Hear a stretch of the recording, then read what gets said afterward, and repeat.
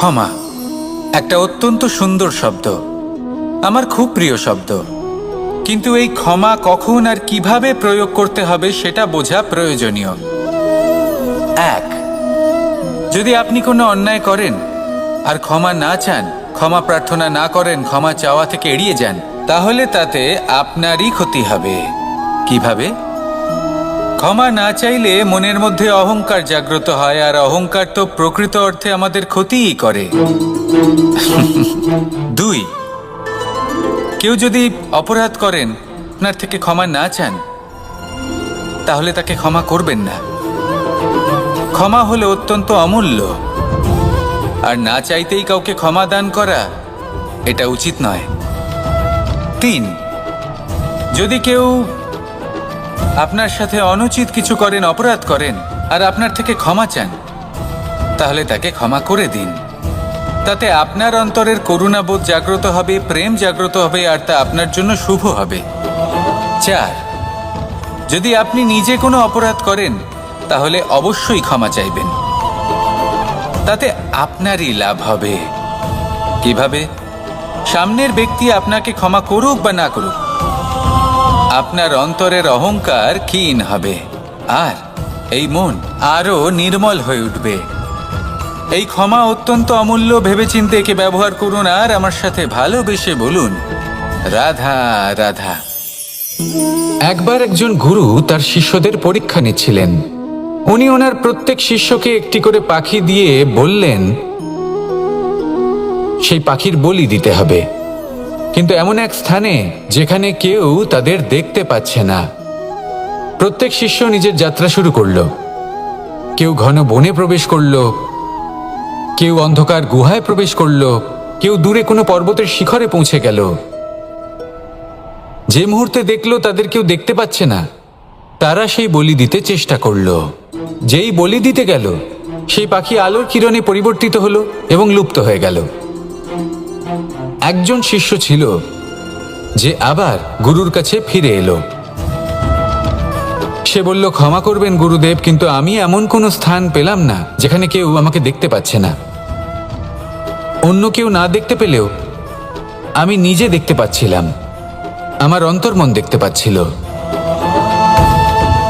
সেই শিষ্য বুঝতে পেরেছিল যে পরমাত্মার দৃষ্টি সবসময় তাকে দেখতে পাচ্ছে, আর ও কখনো অনুচিত কর্ম করতে পারবে না। আর শুধুমাত্র এই কারণে সেই শিষ্যই সেই পরীক্ষায় উত্তীর্ণ হলো। আসুন আর আমার সাথে ভালোবেসে বলুন, রাধা রাধা। আমরা সবাই ফল খাই, কিন্তু আমাদের সেই ফলই প্রিয় হয় যে পরিপক্ক হয়ে ওঠে, যেটা নম্র হয়, আর যে ফল অনেক বেশি মিষ্টি আর সুস্বাদু হয়ে থাকে, যাদের রঙে বাহার দেখা যায়। সেইভাবে জীবনে আমরা নানান মানুষের সাথে পরিচিত হই, কিন্তু সেই মানুষই আমাদের মন ছুঁয়ে যায় যারা বিনম্র স্বভাবের, যাদের বাণী খুব মধুর, যাদের অন্তরে আত্মবিশ্বাসের একটা তেজ, একটা রং দেখা যায়। এবার এমন ব্যক্তি আমরা কি করে হব? ঠিক সেইভাবেই যেমন একটা ফল রোদ, বর্ষা, শীত, বায়ু এই সকল সংকটময় পরিস্থিতির সম্মুখীন হয়ে পরিপক্ক হয়ে ওঠে, সেইভাবেই মানুষ সংকটময় পরিস্থিতির সম্মুখীন হয়ে পরিপক্ক হয়ে ওঠেন। যদি এই সংকটের সম্মুখীন হন, তাহলে অভিজ্ঞ হবেন, আর এই অভিজ্ঞতাই শিক্ষা দিয়ে যাবে। এই অভিজ্ঞতা আমাদের শিখিয়ে দেয় যে আমাদের বিনম্র থাকতে হবে। অহংকার করে কোনো লাভ নেই। মধুর বাণীর যে কি মূল্য তা আমরা শিখতে পারি। এই অভিজ্ঞতাই আমাদের বুঝিয়ে দেয় যে উচিত অনুচিত কোনটা, আমাদের দৃষ্টিভঙ্গি তৈরি করে, আর এই দৃষ্টিভঙ্গি দ্বারা আত্মবিশ্বাস জাগ্রত হয়। সেই জন্য জীবনে কখনো বিপদ থেকে দূরে পালাবেন না, সেগুলোর সম্মুখীন হন, অভিজ্ঞতা লাভ করুন, তার থেকে শিক্ষা লাভ করুন, এইভাবেই পরিপক্ক হবেন। আসুন আমার সাথে ভালোবেসে বলুন, রাধা রাধা। মানুষ বর্তমানে নিজের জীবন অতিবাহিত করেন, কিন্তু তার জীবনে অতীতকাল এবং ভবিষ্যৎকাল এই দুটোরই সমান গুরুত্ব রয়েছে। অতীতকাল অতিবাহিত হয়ে গেছে এবং সেটা জীবিত থাকে আমাদের স্মৃতি হিসেবে, এবং ভবিষ্যৎ হলো সেটাই যেটা আমরা শুধুমাত্র কল্পনাই করতে পারি। এবার অতীতের কিছু স্মৃতি এমন থাকে যা আমাদের কাছে আনন্দময় হয় না, তা কটু হয়, দুঃখজনক হয়, যন্ত্রণাদায়ক হয়। আমরা যা কিছুই করি তা বদলে ফেলতে পারবো না, কিন্তু ভবিষ্যৎকাল সেটা আমরা রচনা অবশ্যই করতে পারি যদি আজ আমরা শ্রেষ্ঠ কর্ম করি। যদি আজকের এই দিনটা আমরা আনন্দের সাথে অতিবাহিত করি, সুখের সাথে অতিবাহিত করি, এক একটা মুহূর্ত আমরা আনন্দ এবং ভালোবাসার সাথে অতিবাহিত করি, আপনার আজকের এই কর্ম আপনার ভবিষ্যৎ নির্ধারণ করবে। আজ আপনি যেভাবে জীবন কাটাবেন তা ভবিষ্যতে গিয়ে অতীতকালে পরিণত হবে। আর তখন আপনি এমন স্মৃতি খুঁজে পাবেন যেখানে আপনি প্রত্যেকটি মুহূর্ত প্রেম এবং আনন্দের সাথে অতিবাহিত করেছেন, এবং সেই স্মৃতি মধুর হবে। তাহলে আজ শ্রেষ্ঠ এবং উচিত কর্ম করুন। আপনি নিশ্চিত রূপে একটি উজ্জ্বল, শুদ্ধ, পবিত্র এবং আনন্দময় ভবিষ্যৎ লাভ করবেন। আসুন আমার সাথে ভালোবেসে বলুন, রাধা রাধা। এই সংসারে অনেক অনেক এমন জ্ঞানী আছেন যারা নিজের সমস্ত জীবন জ্ঞান অর্জন করতে অতিবাহিত করেছেন। এই সংসারে এমন কোনো বেদ নেই, কোনো পুরাণ নেই, কোনো শাস্ত্র নেই, কোনো ভাষা নেই যা ওনারা জানেন না। এমন কোনো বিষয় নেই যা নিয়ে ওনারা কোনো বক্তব্য রাখতে পারবেন না। কিন্তু আমরা এই সকল জ্ঞানীকে কি ভালোবাসতে পারি?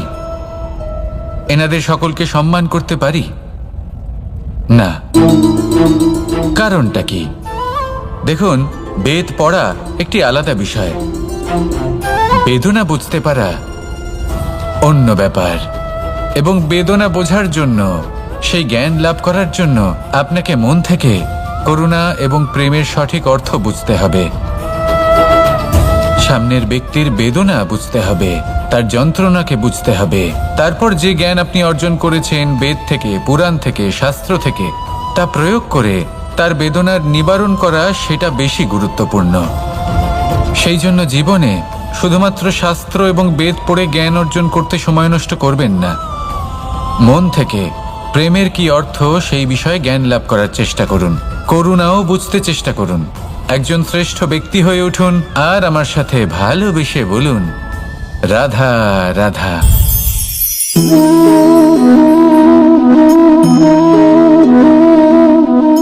জল এই সংসারের সমস্ত প্রধান তত্ত্বের মধ্যে একটি। এই জল যে কোনো জ্বালা দূর করে, আগুনকে নিভিয়ে দেওয়ার ক্ষমতা রাখে, অবিরল অবিচল ভাবে প্রবাহিত হতে পারে, একে কেউ বাধা দিতে পারে না। এর পথে বাধা সৃষ্টি করলে নিজের পথ নিজেই খুঁজে নেবে, বা সে নিজেই নিজের পথ বানিয়ে নেবে, কিন্তু কখনো থামবে না। এই জল হলো মহান, আর এর একটা মহান গুণ আছে, এর নিজস্ব কোনো রং নেই। কিন্তু যখন মেঘ থেকে বৃষ্টি রূপে পৃথিবীতে ঝরে পড়ে, তখন সমস্ত সংসারকে রঙিন করে তোলে। যেখানে খরা হয়েছে সেখানে শ্যামল করে তোলে, যে স্থান শ্যামল সেখানে ভিন্ন ভিন্ন প্রকারের পুষ্প ফুটিয়ে তোলে। এই জল, এই জলের মতন আমাদের হতে হবে। ওর যেমন কোনো রং নেই, আমাদেরও যেন কোনো অহংকার না থাকে। শুধু কর্মের এই ধারাতে বইতে থাকুন, এই সংসারের মঙ্গল করতে থাকুন, শ্রেষ্ঠ কর্ম করতে থাকুন। এই সংসারকে এটা বলার কোনো প্রয়োজন নেই যে আপনি কে। আপনি যদি কর্ম করতে থাকেন তাহলে এই সংসার নিজে থেকেই আপনার মূল্য জানতে পারবে, আর তখন এই মন প্রসন্ন হয়ে বলবে, রাধা রাধা। বড়ই অদ্ভুত ব্যাপার, একটি পাথরের প্রতিমা যখন মন্দিরে স্থাপিত হয় তখন তা আমাদের কাছে ভগবান সম হয়ে দাঁড়ায়। কিন্তু যখন একজন জীবিত মানুষ মন্দিরে গিয়ে থাকেন তখন তার শরীর, মন, আত্মা সেই সব পাথর সম হয়ে দাঁড়ায়। কিন্তু এমনটা আমি ঠিক কেন বললাম ভেবে দেখুন। মানুষ এটা চান যে কোনো পরিস্থিতি, যে কোনো স্থানেই তার বিজয় হোক, কিন্তু এখানে এসে সে পরাজিত হয়। এরকম ঠিক কেন হয়? সমস্ত খেলা হলো ভাবনা চিন্তার, বিচারধারার, দৃষ্টিভঙ্গির, উত্তরদায়িত্বের খেলা। পাষাণের এই প্রতিমা, তার একটি উত্তরদায়িত্ব আছে, আশা ধরে রাখার দায়িত্ব।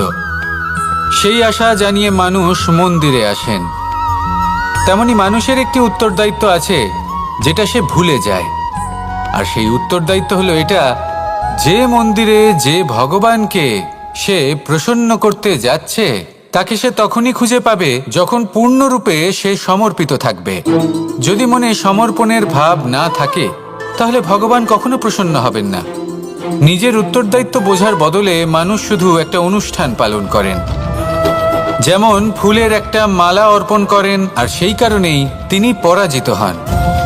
আপনি ফুলের মালা অর্পণ করুন, প্রসাদ অর্পণ করুন, কিন্তু মনের মধ্যে পূর্ণ সমর্পণের ভাব থাকা প্রয়োজনীয়।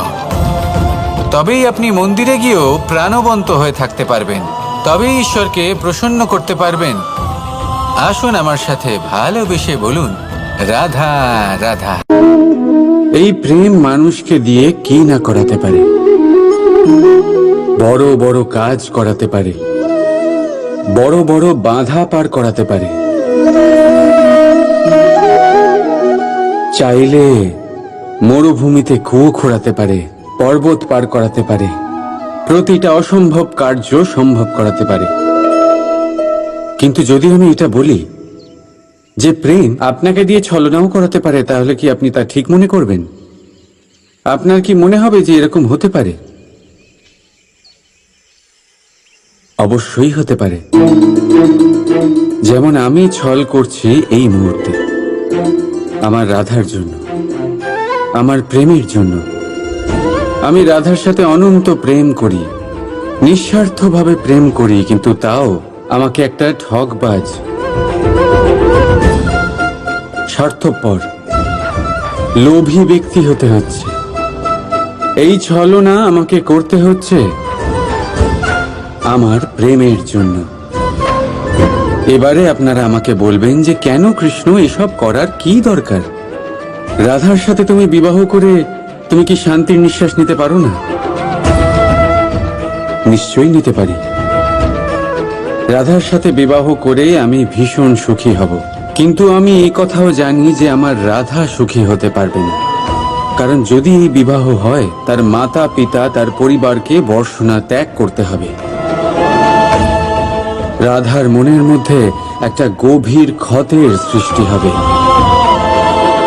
দুঃখ তাকে কুরে কুরে খাবে। ও এটা মনে করবে, এটা জানবে যে ওর জন্য ওর মাতা পিতাকে এত কষ্ট ভোগ করতে হচ্ছে। এবার রাধার কষ্টকে ভিত বানিয়ে কৃষ্ণ নিজের সুখের মহল কি করে তৈরি করতে পারে? কারণ যাদের আপনি ভালোবাসেন শুধু তাদের ভাবনা নয়, আপনার প্রেমিক যাদের ভালোবাসে তাদের ভাবনার খেয়াল রাখাটাও আপনারই কর্তব্য। আর কখনো কখনো নিজের প্রেমকে উঁচুতে উঠতে দেখতে গেলে আপনাকে নিজেকে নিচে নামতে হবে। এমন কোনো কাজও আছে যা আপনাকে আপনার প্রেমের জন্য করতেই হবে। রাধা রাধা।